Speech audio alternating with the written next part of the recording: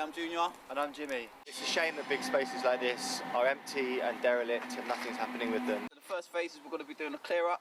So we're going to clear up the site.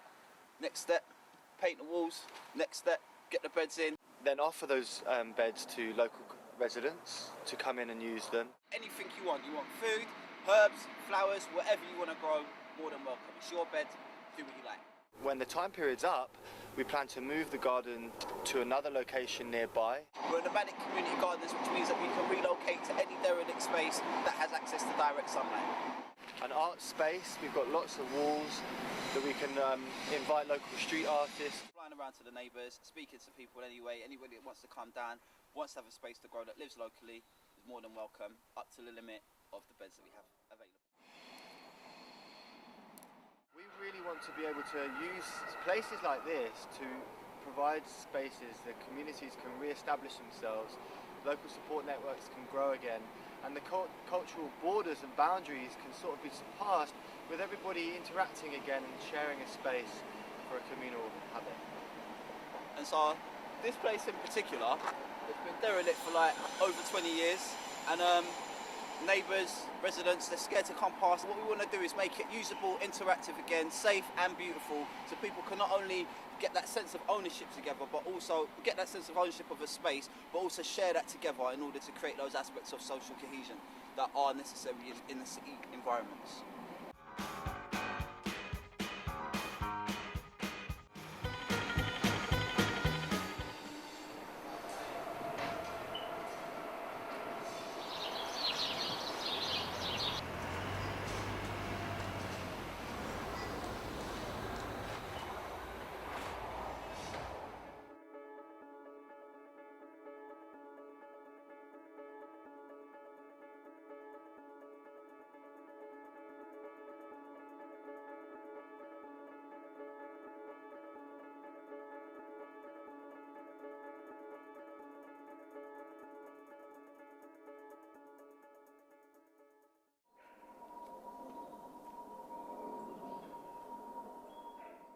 Now we're building the beds for the residents.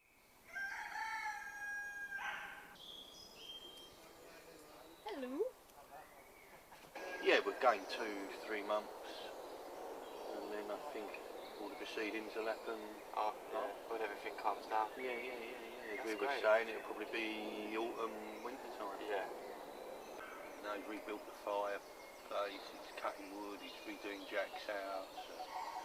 Yeah, it gives people Yeah, so he's got that release for his energy. Otherwise he'd be sitting up on the streets of London getting asbowed up to be moving on and everything. Yeah. You can... Well, I think the important thing is that you can take control of your environment a little bit more here. Whereas in the city, you don't say where the pavements are, where the buildings are, what they look like, and all that kind of stuff, and you don't watch it change. Whereas here, you can watch it change and be a part of that change. So you automatically are going to start expending your energies in different manners, rather than feeling like you're cooped up.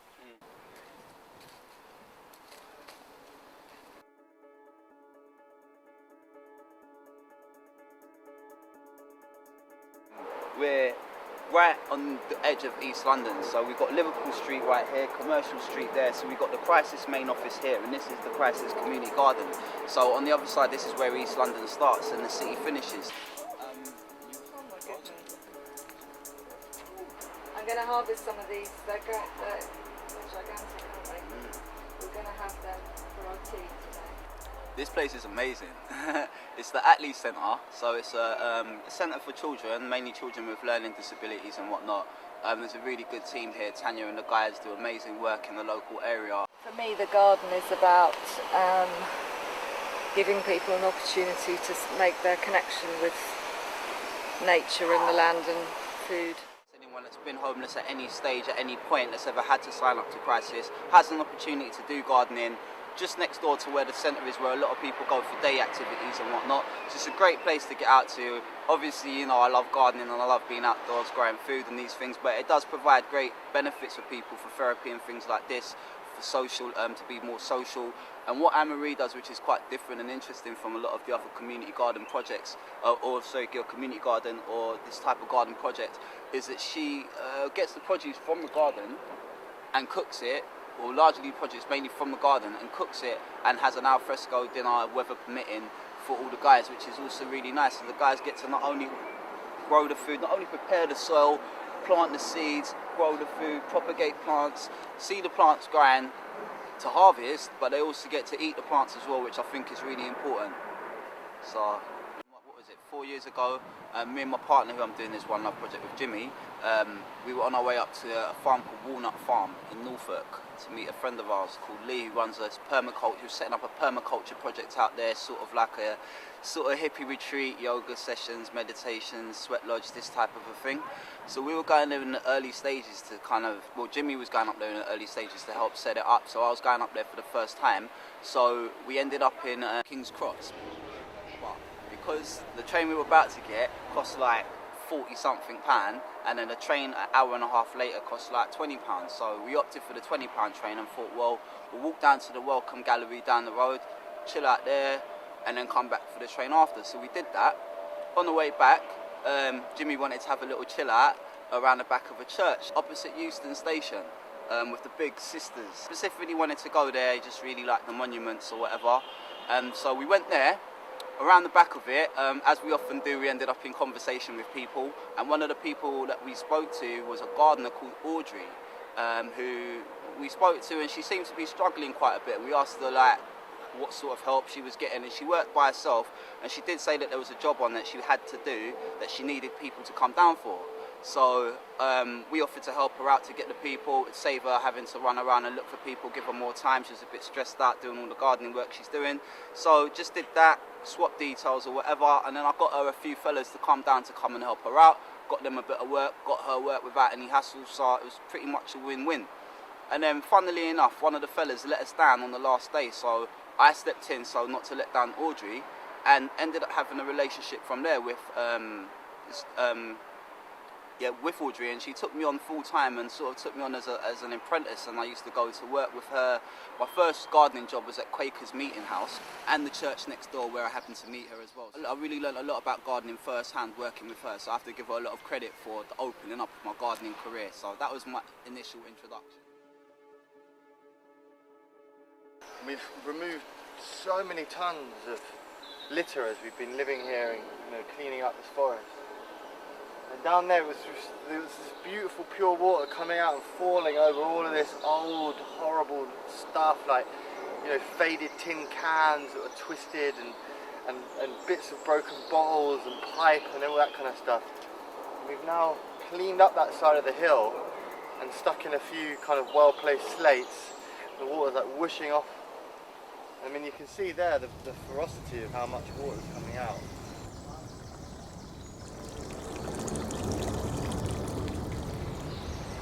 Luckily we are channeling it, otherwise pretty much the whole Swamped out. whole forest would be swamped. Yeah, you're right. When the root balls get saturated and they're on a hill already and they list really, really heavily, and there's a lot of weight in the air to be constantly sort of over, and it's on the hill, then the roots, the soil loosens with the saturation, and then the tap roots, which are the three basically big anchors that trees have, if one snaps, then the other one snaps, and then the next thing you've got is a multi-ton tree coming down. And one actually did hit the summer house, and I rebuilt it. And then another one, this one here that you can see in front, that happened. You can see the saturation of the soil. That came over and hit the summer house about a year later, but the summer house took it. And I only had to do some minor repairs, which was great. The first time it just judo chopped the house in half, and it was like, oh, okay, starting from the scratch. So we'll go and see the two houses up here. Good money around here. She wanted it that way, and then the main feature of it kind of being built around a fallen tree. It was flowing down there. I decided to leave London because I didn't want to be a part of the system. I didn't want to do anything that I felt was kind of giving my energy towards something I felt was inevitably and inherently exploitative. I got to find out about Runnymede Eco Village, and it was actually Junior who told me about it. My nan's up 100 and she's out in the farm every single day.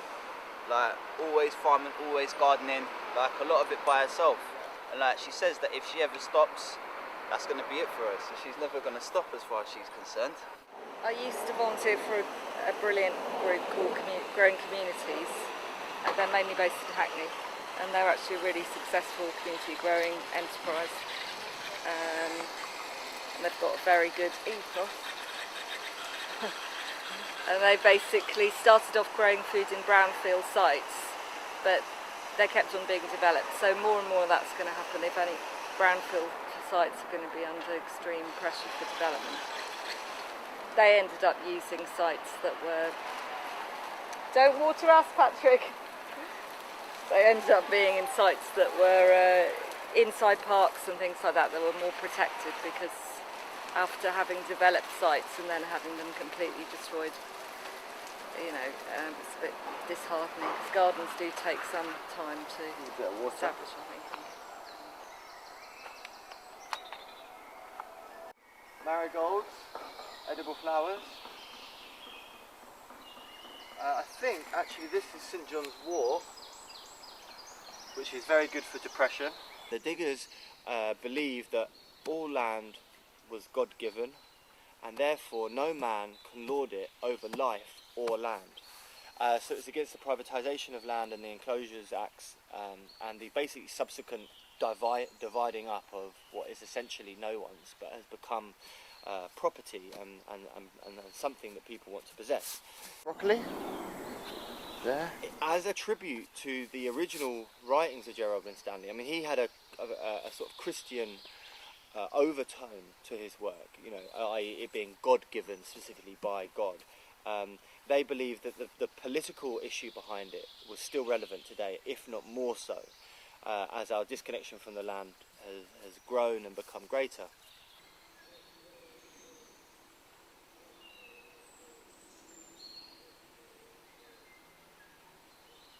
They decided to set up camp here, which is a kind of an ideal location to sort of reinvigorate his ideas, because it's privately owned land, but it's not being used by the owners, and therefore should be used for the common good. And that common good, as Gerald Winstanley said, is to grow food and survive. There was a swamp before.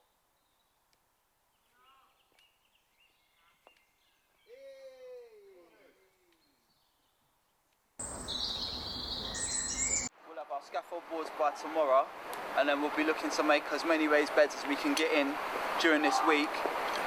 And again, that's kind of like half building them as examples, waiting for the community to see how much they want to engage, or if they want to come in and build them with us.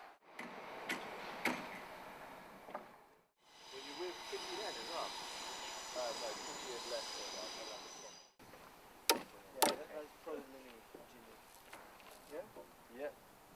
Julia and I met on the 1st of January. I don't think it was a messy night the night before, which is meant to be. We got to really engage in some of the ideas that we had in a way that was shared and in a way that was progressive. And we've managed to kind of co-visualise this thing that now exists. Just over a year and a half, we had set up our first organisation, which was really cementing some of the ideas, how to get these ideas across in an effective way, in a model that could be useful and also could have growth leading to actual solutions rather than just a continued conversation. And just whoever wants to come down, or if they can, and we'll see how it goes. I love Jimmy loads, my brother.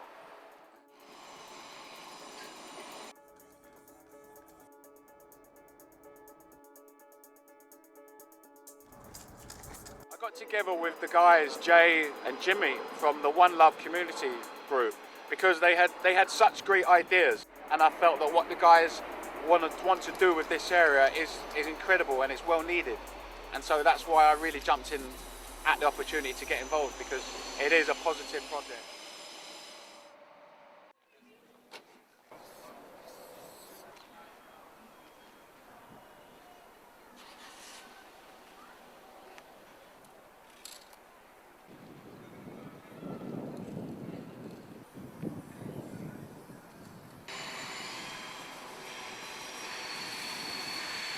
let them paint it up one more time, Okay. and then we're going to offer it up to other artists who wish to do it as well.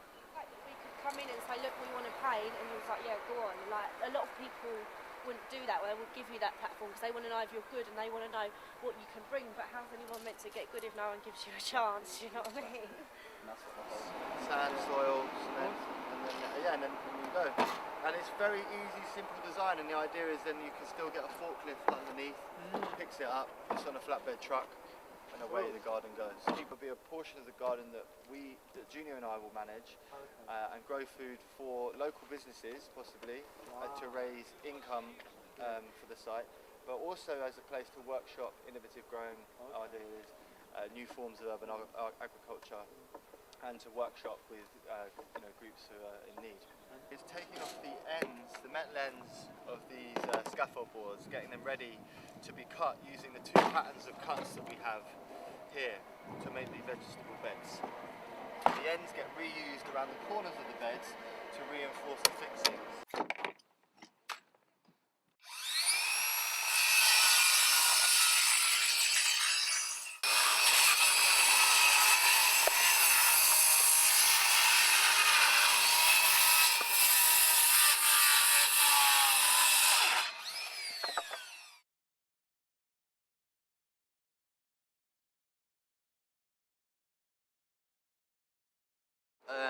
Some of the interesting projects I like as well are the ones that are around homeless hostels and things like this. So there's one just opposite here in on Wentworth Street, just off Commercial Street there. It's called Providence Row.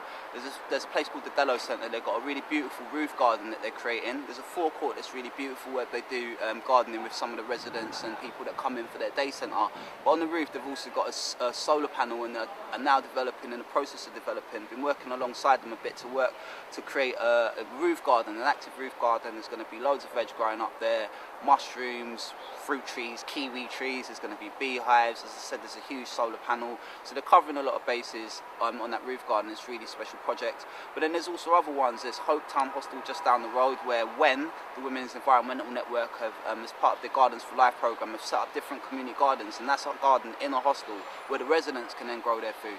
Previously, before that, at the Salvation Army Hostel, again just down the road, this is all within less than a mile radius, there's a hostel there that initially there was not much there, and then alongside Stepney City Farm and a gardener, a resident in the hostel called Gary particularly, they developed a beautiful roof garden, really beautiful roof garden. The residents can grow, eat food. I've used it myself. It's very, very, very, very lovely. They've recently got extra funding for that to develop that as a project. So that's something that people are always going to be able to go through as they come in and out of some of these difficult situations, which is really beautiful. And again, I mean, just 5 minutes walk from that is where our site is, and we're located just next to another Providence Row hostel, and again quite close to crisis. So I mean, linking in with people that are going through difficult times and them having a space, an outdoor space, a beautiful space to go to, that's really some of the main beauty that lies behind community gardens. But then also you've got gardens in estates like Cranbrook Estate. That's one of the best ones that I know. Getting the residents involved right where they live, in and around community centres. Bromley by Bow Centre has another really beautiful one. Organically is a great project, a little bit further out, but that's a really great project for people to learn. They do lots of great courses. We've got the city farms around here, Spitalfields, who are doing a lot to help us on the project as well. We're right next door. And Hackney City Farm, which is just a little bit further. So we've got many projects and more just in the surrounding area. And so we're really adding to what people are already doing. I mean, as I mentioned before, in the last year or so, they've set up 15 community garden spaces, 15 brand new spaces for people to go to, and working alongside them and setting up these spaces and knowing why it is that they do the work that they do and how they do it, and seeing the real benefit it has to the community. This has really added to the drive of really creating this space and doing it in the right way. There's loads of people doing really great work in and around East London and everywhere else, but those are just a few.